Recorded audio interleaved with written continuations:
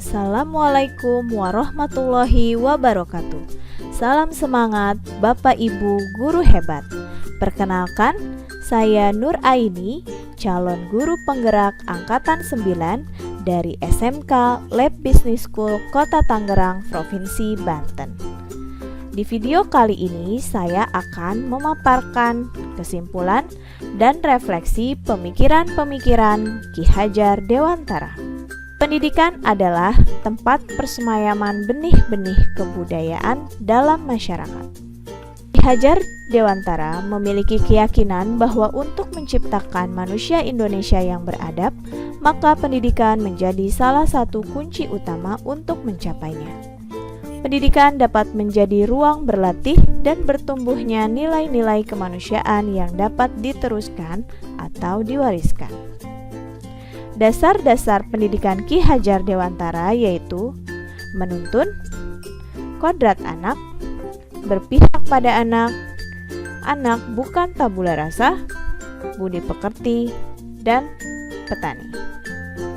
Maksud pendidikan itu adalah menuntun segala kekuatan kodrat yang ada pada anak-anak agar mereka dapat mencapai keselamatan dan kebahagiaan yang setinggi-tingginya, baik sebagai manusia maupun anggota masyarakat. Pendidikan juga sebagai kodrat anak. Seperti yang kita ketahui bahwa anak memiliki kodratnya masing-masing. Sebagai pendidik, tugas kita adalah menuntun mereka sesuai dengan kodratnya, sehingga mereka menjadi manusia merdeka hidupnya baik secara lahir maupun batin. Bermain juga merupakan salah satu kodrat anak. Dengan bermain, anak dapat belajar mengenai budi pekerti.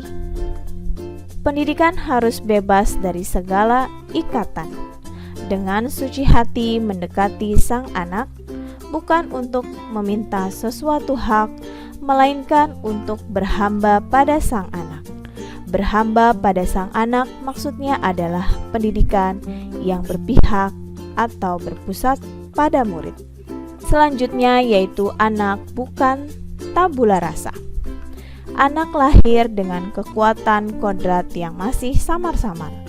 Tujuan pendidikan adalah menuntun, memfasilitasi atau membantu anak untuk menebalkan garis-garis samar agar dapat memperbaiki lakunya untuk menjadi manusia seutuhnya sesuai dengan latar belakang budayanya.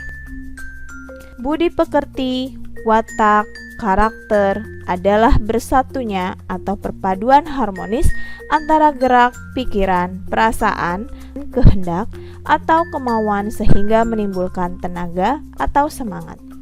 Budi adalah pikiran, perasaan, kehendak, atau kemauan. Sedangkan pekerti adalah tenaga. Sehingga budi pekerti dapat menghasilkan keseimbangan atau keselarasan hidup. Seorang pendidik diibaratkan sebagai seorang petani yang menanam jagung misalnya, hanya dapat menuntun tumbuhnya jagung. Ia dapat memperbaiki kondisi tanah, memelihara tanaman jagung, memberi pupuk dan air, membasmi ulat-ulat atau jamur-jamur yang mengganggu hidup tanaman, padi, dan lain sebagainya. Setelah saya mempelajari filosofi pendidikan Ki Hajar Dewantara, yang dapat direfleksikan adalah apa yang saya percaya tentang murid dan pembelajaran di kelas sebelum saya mempelajari filosofi pendidikan Ki Hajar Dewantara. Sebelum mempelajari filosofi pendidikan Ki Hajar Dewantara, saya menganggap bahwa ketuntasan hanya dari ketercapaian nilai KKM dan aspek kognitif saja. Pembelajaran berpusat pada guru atau teacher center, sehingga menganggap hanya transfer materi pelajaran. Mengejar materi artinya hanya mengejar ketuntasan dalam penyampaian materi daripada memahami karakteristik murid. Murid hanya sebagai objek pembelajaran tanpa memperdulikan apakah murid sudah benar-benar paham atau belum. Dan praktikum pembelajaran hanya dilakukan oleh guru. Lalu, Apa yang berubah dari pemikiran atau perilaku saya setelah mempelajari filosofi pendidikan Ki Hajar Dewantara? Setelah mempelajari, saya menyadari bahwa apa yang saya pikirkan dan lakukan selama ini tidaklah tepat. Seharusnya saya melakukan proses pembelajaran secara menyeluruh, seperti kognitif, afektif, fisikomotor, spiritual, sosial, dan budaya. Student center atau berpusat pada murid. Guru bertugas hanya sebagai fasilitator pembelajaran. Guru menuntun murid sesuai dengan perkembangannya, bukan hanya perkembangan kognitif, akan tetapi juga sesuai dengan perkembangan kedewasaannya. Guru harus ikhlas, penuh kesabaran dengan segala ketulusan hati, harus mempelajari karakteristik murid, serta memberikan kesempatan murid untuk tumbuh sesuai dengan kodratnya. Murid sebagai subjek pembelajaran, bukan lagi sebagai objek pembelajaran, meliputi kebebasan berekspresi, mengemukakan pendapat, serta berkreasi. Praktikum pembelajaran juga bisa dilakukan oleh guru bersama dengan industri, atau disebut juga pembelajaran teaching factory, yang dapat didefinisikan sebagai model pembelajaran berbasis industri melalui sinergi sekolah dengan DUDI untuk menghasilkan lulusan yang kompeten sesuai dengan kebutuhan pasar, serta mengacu pada standar dan prosedur yang berlaku di industri dan dilaksanakan dalam suasana seperti yang terjadi di industri. Lalu, apa yang dapat segera saya terapkan lebih baik agar kelas saya mencerminkan pemikiran Ki Hajar Dewantara?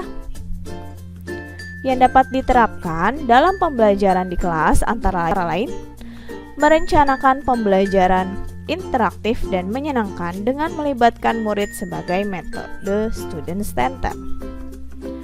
Menerapkan pembelajaran abad 21, yaitu berpikir kritis, kreatif, komunikasi, dan kolaborasi demi memerdekakan anak. Penerapan selanjutnya yaitu pembelajaran tidak lagi menuntut, melainkan menuntun. Mengenali karakter dan latar belakang murid dengan menjalin komunikasi yang baik. Dan yang terakhir, menjadikan teaching factory sebuah model pembelajaran di mana strategi implementasi berdasarkan pada analisis dan rancangan produk yang terkait dengan kompetensi dasar pada kurikulum yang selanjutnya dilaksanakan dalam proses kegiatan pembelajaran dan melibatkan seluruh elemen sekolah, khususnya di jenjang pendidikan SMK. Demikianlah pemaparan saya mengenai kesimpulan dan refleksi pemikiran Ki Hajar Dewantara. Terima kasih. Salam guru penggerak. Tergerak, bergerak, dan menggerakkan. Wassalamualaikum warahmatullahi wabarakatuh.